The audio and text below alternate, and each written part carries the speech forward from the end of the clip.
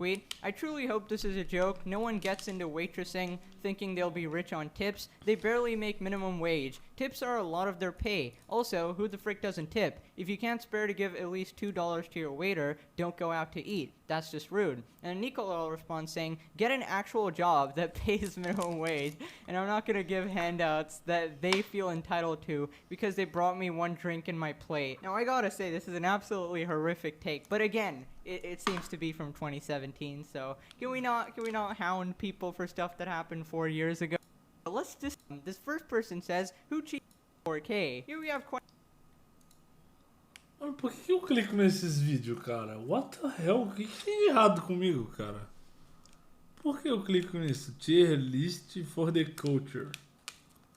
Isso é uma tier list de pornô, né? Essa Yes! Finally here. I have images. It is hard to find them full. Mike, olha a quantidade de mulheres que tem aqui. Olha o tanto de tempo que tem esse vídeo. 36 minutos. Imagina a quantidade de punheta que a porra desse gordo desgraçado bate, velho.